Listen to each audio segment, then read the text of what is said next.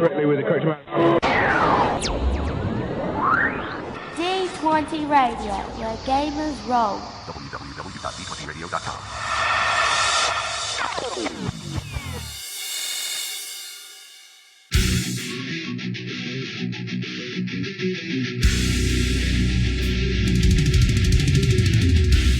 Welcome to Me and Steve Talk RPG, the podcast where me and my friend Steve try and help you get the most out of your role-playing game experience.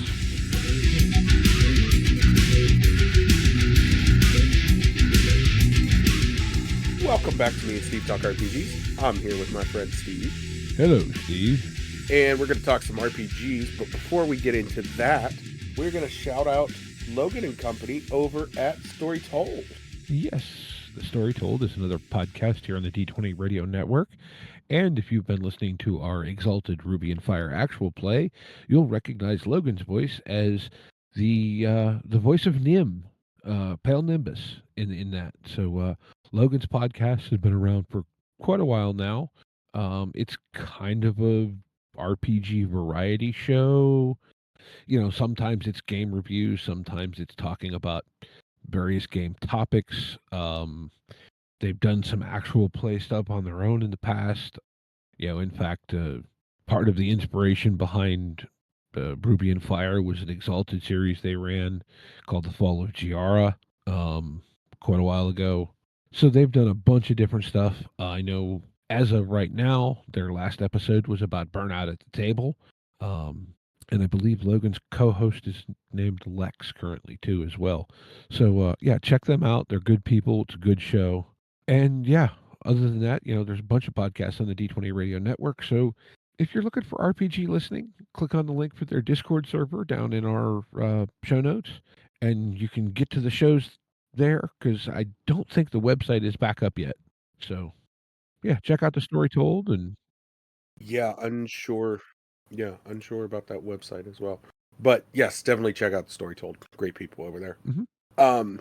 You had tonight's topic, and you had suggested when things go wrong. Yeah. So, and by this, I'm not talking about, well, I am sort of talking about when you expect the players to zig and they zag. Or more often or not, you expect the players to zig and they go, woody-doo! You mean like that time that I set you guys up to sneak into a museum and steal a thing, and you decided to go do a smash and grab? We still were in the museum stealing the thing. You still went to the museum and stole the thing, but you decided that instead of going at night and going in quietly, you were going in the middle of the day and causing a distraction. Well, okay, yes. In fairness, though, you had things set up like, you know, security, like in, like Nick Cage stealing the Declaration of Independence in National Treasure.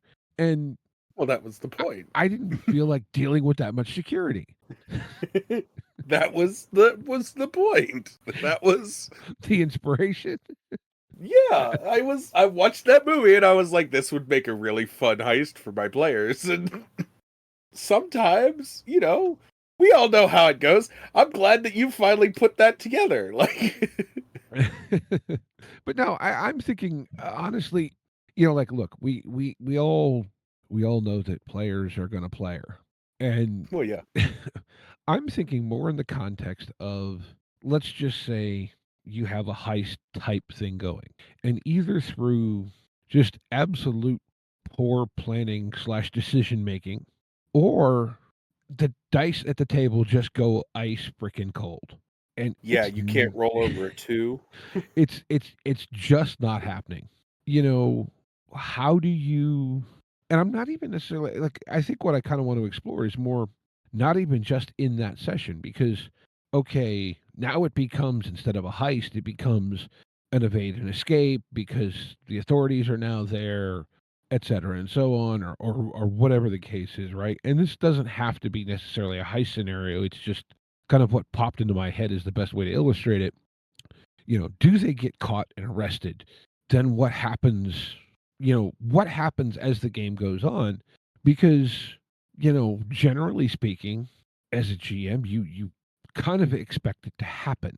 But, you know, and I'm thinking of this too, kind of from the player side, in that, like, for me, Boy, playing through the fallout of a failed heist might be fun too. Oh yeah. You know, Well, but I mean, I've what does that look like, and how do you? Because let's face it, I think playing. that looks Yeah, go ahead. so to sort of start jumping in on this. A failed heist oftentimes looks like a band on the run story. That's when you're like, we got to cut town, we got to get out of here, we got to go.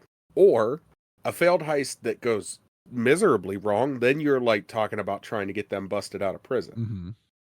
And that's a fun thing where you could, maybe one of your players has a really high bounty.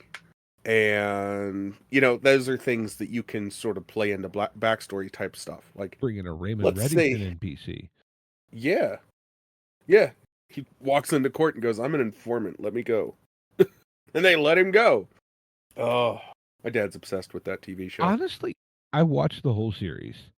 Mm-hmm. It changed a lot in the last couple seasons after a significant event in the show. Mm-hmm. But I actually loved the character development, particularly James Spader's character, Raymond. I love that. I genuinely, the clips that I've seen and the bits of the show that I've seen, I love that character and how he's playing it. And it is very much like a Dungeons and Dragons character. Yeah. Like, it is very much an RPG character. Yeah. He's very much playing just the, I don't care. I'm bad. I'm bad. Everybody knows I'm bad. Nobody cares. Yes, but especially the last couple seasons, there are layers to that character that you didn't see early on. Oh yeah, and that's exposition and things get revealed over time and story changes characters and those are all good things. But I just love the general. It's kind of like how we're getting with our Exalted game, where it's like, listen, I am an Exalt. There is nothing that you can do to me at this current time that would really genuinely scare me. Please walk away. Yeah, but at the same point, there's got to be another shoe somewhere. Yeah. Yeah, the shoe's got to drop. I mean, but yeah, no, I just where were we? So yeah, you end up with like the band tries to break out of prison. And like I said, maybe that's a great time to like pick a player and be like, "Hey, have you ever been to prison before? Do you have a bounty on your head? Would you be wanted for anything?" And if that player answers any of those questions with yes, then you like can ratchet the stakes of that up by, maybe the judge is like, "Okay, you're getting executed next week. Like you got to go." And so now the band really has a reason, like the gang really has a reason to bust you out. Like, well, he can't go before you know what I mean? Like, yeah, no. But I think, and then also in the inverse side of it, say they don't get caught, you just ramp up. In my opinion, we play a lot of city settings, especially with heists. You would ramp up your security, you ramp up your police presence. Say it's a cyberpunk game. They're wanted by gangs and police and everybody now. Mm-hmm. Yeah, no, it's and to be fair, I did kind of steal this from Ken and Robin because, well, the good source for topics, right? But they were talking about it in the context more of like Watergate. Okay. And specifically with them, there's often a very historical bent to a lot of their thinking, and so they were thinking, how do you play, the fallout from the failed heist? But yeah, I it got me thinking of like, man, what do you do? How do you pivot and react when, yeah, you got to cut bait and run or you get caught without, because the other thing, I guess maybe, do you call a timeout, look at the table and go, look, do you want to play out the fallout from this, or do we cutscene it and somehow you got away, or you know what I mean? Yes, but I feel like you should have that conversation prior to them even committing the heist. Probably, yes. I feel like that conversation shouldn't happen when things go sideways. I think you need to ask the table, like, maybe the session before they complete the heist, to go, all right, you guys are planning this out. If it all goes wrong, Do you want to play that out, or do you want to, how do you feel comfortable with this situation going? Hmm. Yeah, and I mean, I don't know. I mean, I know there are game systems too that have mechanics that deal with that, like based on listening to Carrion Company, Warhammer has that fate point thing that like basically guarantees your character survives a scene, which Right. okay, you might be in jail, but you didn't get killed by the orcs. Um, but no, it's just a thought that like kind of hit me is like, man, and I think the problem to a certain point though, like the prison break scenario. Well, playing a prison break could be great fun. It's kind of one of those things where if it doesn't work, it's not actually interesting. You know what I Well, mean? yes and no. I think if you're going to have them plan a prison break, you need to give them an extended period of time. Mm-hmm. Like, I think the mistake I see sometimes in media is the idea that a group of people are going to break out of prison in 2 days. Um, you need to give them a little bit of time to do that. They do brain. Yeah, exactly. But or there was that whole TV show from the like mid 2000s called Prison Break. Do you remember that? I remember hearing of it. I never watched it. It was, but the whole point of it is that they spent all this time planning how they're going to escape from prison, Mm-hmm. like you would do if you were trapped and like stuck in prison. And I think as long as your players are down to do that, give them that challenge. Let them figure it out. Let them figure out when the guards are on rotation. Let them figure out how they could get out through the laundry. Like, let them do it. Mm-hmm. Because as a player, I love that kind of puzzle. I'm not good at like puzzles, but I love the like, how do you get out of the situation? Where's the, where does the sewer drain run to? Like, Mm-hmm. so I think that's a very solid choice. But I think And too. then, Go ahead. oh no, go ahead. I was going to say, and Well, I I was think. gonna say we're both gonna say things. All right, I'll get mine out real quick, and then I'll let you say more things. All right. I think on the inverse, if you let them do a band on the run story, that also gives you leverage to crank up the suspense. Maybe they get recognized from the town that they stole the thing in. Yeah.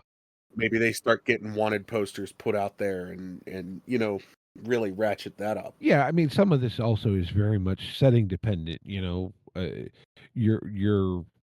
band on the run is going to be very different in Delta Green than it is in a fantasy game If or a in cyberpunk Delta game. Green, if in Delta Green you manage to steal an item and are threatened with jail, things have gone horribly wrong. Oh yes, but like say Fall of Delta Green. That's different. Well, but I'm just saying, like, No, yeah, things have I gone horribly agree. wrong. But I think some of this comes down to it comes down to that Breaking Bad thing, right? Like the Mhm. thing for me, and I'm not saying anyone else never did this, etc. But the thing about Breaking Bad to me that was so special was it was the first series I ever watched where actions had consequences. You know what I mean? Where Yeah, decisions came back and this step then necessitates that step. And I don't know, I how do I want to say this, man? Like the thing is, as a GM, trying to do that means keeping track of a lot of things, and it's quite a bit of work. And let's face it, most of us are busy, and this is what we do for fun. And well, yes, we're going to put some work into it. How much time and energy do we want to dedicate to it, you know? so flowchart. Flowcharts are a fun thing that I have used, and I have been at tables that have used them as well. And that is, you know, you don't necessarily have to follow like a coding flowchart. You can do whatever key you want to do. If you want to say that purple is a person of interest for the players and green is this, or whatever, however you got to do it. But drawing out a flowchart of, if this goes well, this happens. If this goes poorly, these options happen. Makes it a little bit easier, especially in my mind, to go back to and pick up and keep everything sort of moving and fresh, because that's kind of how my mind plans campaigns anyway. You know, the details may be vague, but the flowchart's still there. No, If then else, like, yeah, no, and this, you know, like something we touched on last episode, or I touched on with Robert, was, you know, trying to think of campaigns and less in the context of this happens, then this happens, then this happens, and more in the context of, you know, this faction in the story has these goals, and this other faction character, whatever, has these goals, and they're all working to achieve them. You know what I mean? Instead of, well, yeah, that exactly. Knowing your goals, your NPC's goals especially, is super important. Knowing your players' goals isn't as important, because you can ask them at any point, "What's your goal with this? What are you going for? What's the plan here?" problem is you have players like me who go, "Oh, I'm just trying to confuse them." Well, that's a plan. That's a goal. That's an idea to do. It's not a bad one. Exsanguinated chickens. Oh, good grief. I can't wait for the sanguinated chickens. I can't wait for the people to hear about the sanguinated chickens. Exsanguinated chickens, yes. I told everybody. Listen, man, I've told Autumn, I've told all of my friends that play RPGs, I've told everybody about that last session of Exalted. There are things that make me laugh about that I don't want to spoil. Like, Right. I don't even want to talk about it right now, because I know this episode's going to come out before that heavens, episode. yes. I'm well before 3 sessions. Yeah, we're looking at a couple months anyway before that comes out.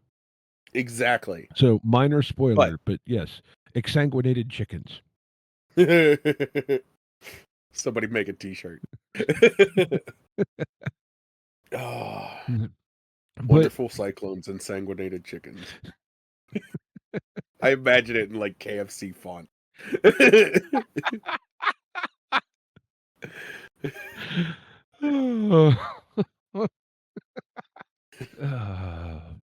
Anyways, back to the point. We were talking about players and their goals. Oh. In my defense, though, being a thief is much easier when there's confusion. I mean, yeah. Yeah, that's 90% of thief plans are confusion, question, profit. Like, well, see, I look at it this way. If there's confusion, there's less chance that anyone is paying attention to me. Exactly.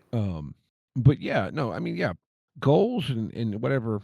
But like, you know, and I think though, to kind of go back into where we started here, like, I don't think we're really talking so much about like a fight didn't go the way you planned it, because fights are relatively easy to fudge stuff, you know. If a fight doesn't go the way you planned it, you just ended up running away at the, like, you might have lost somebody, but you probably just ended up running away. Yeah. I think I'm more talking about, you know, man, how do you make the consequences entertaining? Right. You know, or you know, do you have that talk early on, you know, session 0, whatever, about, you know, hey, do you guys, like, not saying you don't have the option of, oh, we get to do whatever and there's no consequences, but how into dealing with the consequences are you? You know, how detailed do you want to get in it, I guess? Like, yeah, I don't know, like to a certain point, you know, as a player, I accept that some of my, for lack of a better way to say it, some of my weird shit may come back to me at some point. Okay, that's fair. You know what I mean? Like, very, very fair, very, very fair. Like, yeah, I'm cool with stuff coming back to me at some point. That's absolutely fair and expected. Like, I would love for things to come back around. I threw that boomerang. I'm waiting for it. Right. Yeah. But see, I think too that comes to different people play games for different reasons, and some people I don't want to say that they expect to get off, with no ramifications, but they want it. You know what I'm saying? Like, I Yeah, think. they don't. I think part of it is that we let our players get away with stuff, Hmm. and we let stuff slide.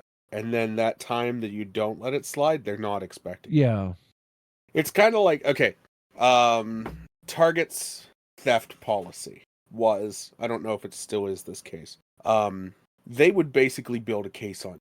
They'd wait till you stole enough items that you were at like a felony. So $999 worth of items stolen. Hmm. And then they'd catch you. Okay. Whereas most places will catch you every time and then ban you. Target was like, nope, we'll wait until we can we can throw you in jail and then we'll catch you. So it's kind of like that with your players. You wait till they've hit a certain threshold of so much quote unquote bad behavior, and now we're gonna throw out. And we do it Cyberpunk, we do it D&D, we do it everything. In Cyberpunk, we'll throw like the Cyber Psycho Squad at them. You know what I mean? Yeah. Or a particularly nasty gang, or you want to really mess with somebody, start sending the med techs after them. Like, be like, hey, you're behind on your bills. Yeah. Yeah. Because No. everybody talks about the Cyber Psycho Squad. Nobody talks about the private ambulance. The medical repo team. Ugh. Yeah. No. I don't know. Like, I guess to a certain point, and I hate to say it this way, but to a certain point, well, yes, there's some think on your feet going on here. This is almost an easy shortcut for a GM because hell, the players are writing the first half of the story. All you got to do is fill in the next part. Bingo. Hey, congratulations. You figured out what 90% of GMing is. Right. It's and Write a hook, wait for your players to fill in the details, use those details to write more, and it's this give and take, ebb and flow, back and forth, and the players write the story and they feel involved, and you write the story and you feel involved, and at the end of the day, you have a collaborative effort that is what makes this hobby fantastic. true. I mean, but I guess like yeah, it because otherwise it becomes just it's an analog video game. Mm-hmm. And look, I know I've said it 1,000 times. Well, maybe not 1,000 because this is only episode 221, but I enjoy that. But that's not what I come to tabletop for. Yeah, I'm not here for that. I'm here for something completely. You know, I want to see what happens when I go off script, Yeah, yeah, for let's lack of do a it. better Go way off to script. say it. Yeah, let's go off script. Let's do the fun thing. Like, let's do it. That sounds great. That's why I play tabletop RPGs, to be unhinged, as unhinged as humanly possible. Though, maybe this is another topic of discussion, but I think there's a difference between unhinged and bonkers. Mm, sure. Like Bonkers is more silly, goofy. Unhinged just means that you're willing to do like whatever it takes. yeah, Bonkers in my mind is somebody that's like, oh yeah, I'm gonna go fill the mayor's house with balloons. Whereas someone who's unhinged might be like, yeah, I'm gonna go burn the mayor's house down. yeah. No, I get it. I mean, That's not an endorse of any no. sort of just saying these are things that can happen in these games that we play. Right. No, yeah, but I think, as a GM, if you have a player doing that, again, it goes to what are the motivations? Keep in mind that the bad guys are people too. And Right. so that's going to ratchet up something within them, be it security, be it whatever. And I think to go a little behind the scenes, just because I don't know, it seems on topic with the Exalted game, and I think some of these I think I'll start into the next session, maybe the one that has some fairly significant action, like set piece movement, so to speak, in it. But with my character, Wondrous Cyclone, I fully expect stuff to come back, but like at some point there's observe, push a button, see what happens, and then we see what other buttons to push. But there's also, I've made a conscious effort to, like I said about the confusion, but that's in a sense a mask to not give the bad guys something to focus on. Right. In a sense, I'm aware they're going to react. A good GM is going to make the opponent react, but it feels to me like as a good in this case, I don't know. I feel like I'm kind of an anti-hero in a sense, Hmm. but like it's not within what the way I see my character to be overt about action. So I'm intentionally doing things in ways that are confusing and deceptive and whatever. And yeah, I know stuff's going to come back eventually, but the longer I can put it off, the more chance I have of heading it off before it happens. Does that make any Yeah. sense? No, absolutely. You know, and I think Deck has been really good as a GM about stuff's happening, but you're obfuscating what you're doing really well. So yeah, there are people that suspect things maybe, but well, yeah, for them to keep themselves hidden, they can't take overt action, and because you're not taking overt action, it's this weird game of cat and mouse in the dark behind a screen. Yeah, exactly. I don't know. I really enjoyed it. Like Listen, man, I'm having a blast. I know I haven't been there for every session, but boy, I'm having a good time playing that game. And I may not know, like, there's a lot of stuff I don't understand or don't know what's happening, but good grief, am I having fun with that game? were you there for the arson session? I don't think so. Okay. I don't remember being party to any arson because I feel like I would absolutely be party to some arson. Well, I think that's the next session, like that I'll start cutting up for the next episode that comes out. Oh, okay, gotcha. I was there. Yeah, I don't know. It's hard to say. But yeah. Well, any more thoughts? No, I don't know. I just felt like kind of exploring what to do when like I said, for What to do when it all goes wrong? yeah. I don't blame you. I can't disagree with you. So with all that being said, let's go ahead and move into game of the week. Woohoo! Game of the week. Game of the week. Game of the week. So I have a game called Alone Against the Zone. Okay. It is $10. Mutations haunt the crumbling ruins. The blurb says, unnatural anomalies bend reality. Storms mercilessly erase the careless. You carry little, a weapon, a fated map, a stubborn will to survive. You must walk, you must lift, and you will hopefully endure. It's a solar survivor game based on exploration, hard choices, and survival at any cost. I don't know, man. I've been enjoying some really fun, like, survive the zone type things, and I think this looks fun too. Yeah, well, then it's intended as solo, which is helpful if you're in weird hours or just feel like playing something and no one else is available. Right. Well, and not only that, it's just I really dig the I don't know. Post-apocalyptic stuff's always cool. Exactly. Well, again, that's Alone Against the Zone. All right. Yeah. All right. Well, I have found a game that I think is actually very much up your alley. Uh-oh. So I'm pretty sure you're a fan of stuff like, say, Faulty Towers. Oh, yeah. Or the other one, I'm not familiar with this name, but apparently it was a program called Jeeves and Wooster. Oh, Jeeves and Wooster is hilarious. Okay. It's very British. So, but yeah, it's good. My game of the week this week is something called Flabbergasted. Oh. So this is a rules light, narrative-driven tabletop RPG set in the Roaring '20s. It's actually been out for 3-4 years now. Got some really big Emmy nominations. But it's, again, set around the turn of the 20th century. Basically, you take on the role of either like an aristocrat, a well-to-do, a bohemian, or staff.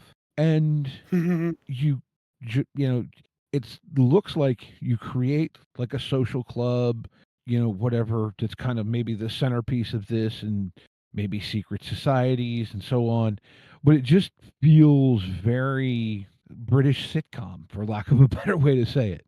And again, very much not in the vein of anything we talked about earlier, but I don't know, this just seemed like this could be a fun thing to break out every now and then, like maybe have this as like a side game from your normal thing. I mean, Right.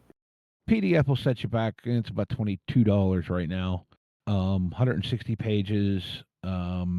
Comes with a setting, designed for 4 to 6 players. Comes with 2 pre-written campaigns, and a bunch of story hooks. Yep. And I think too, to a certain point, maybe this does tie into our topic because, well, your players are going to create stuff, and then stuff happens. Correct. So Jeeves and Wolfster, just talk a little bit about that, is in his early days, Hugh Laurie and Stephen Fry. Okay. Before they had their, if I'm remembering right, this is before they had their sitcom called Fry and Laurie. Okay. And it is one of those British sitcoms. It really shows how funny Hugh Laurie was and how weird of a twist it was for him to go and do House. Mm-hmm. Because that's such a serious show, and he was such a funny comedic actor in Britain. But yeah, Jeeves and Wooster is hilarious. Mm-hmm. It's definitely worth a watch. I've been rewatching speaking of British comedies, I've been rewatching Black's Books, which if you haven't watched that, it's pretty funny. It's technically like Irish, but So, it's all.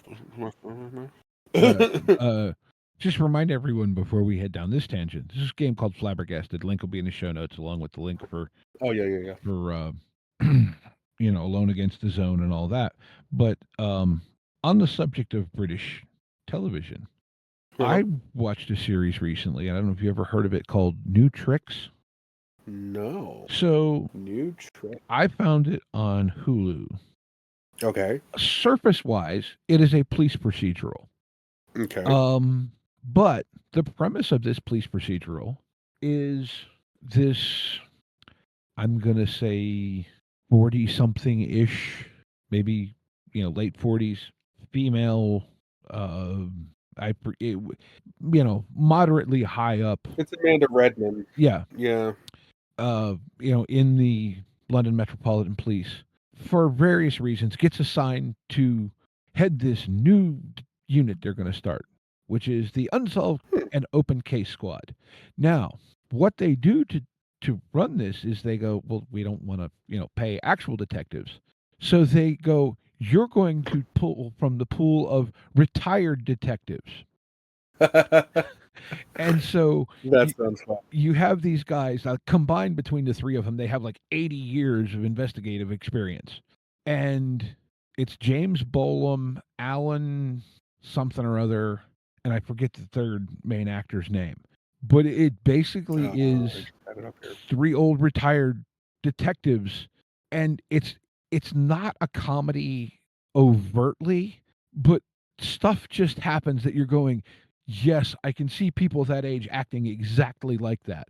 Like there's even an episode where they decide to investigate something going on in like a retirement home facility. And so they decide one of them is going to go in undercover as a resident.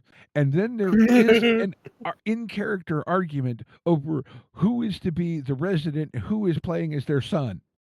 That sounds fun. I'm going to have to watch that. That sounds like a lot of fun. I started that Darth Maul TV show. Did you watch any of it? I have not yet, no. It's, I don't know how I feel about the art style, but it's good. Yeah, I haven't seen any of it. I've been too busy with stuff to sit down and really watch anything. Right. Oh, I know the feeling. Unfortunately, my schedule's been fairly wide open, but that's just life. Well, but yeah, it was, like I said, that New Tricks is ostensibly a police procedural, but I found it very entertaining.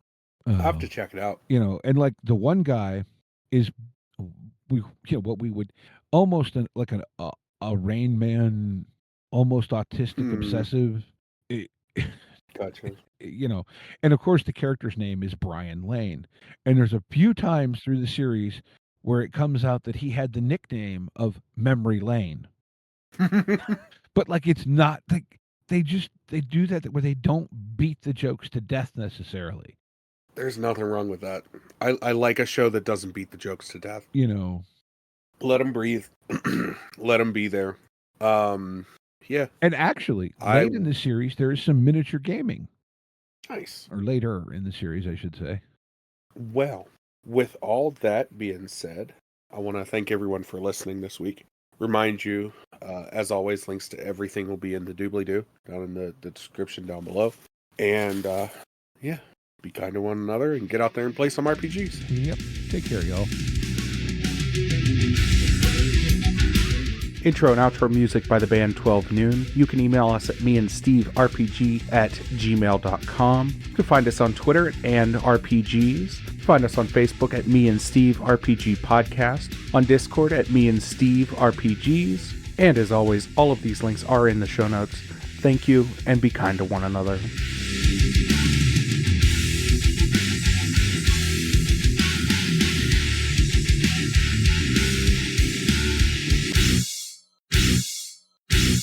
How much for the cigar? Cigar, $20, dog. You gotta go down the street to the store and buy that.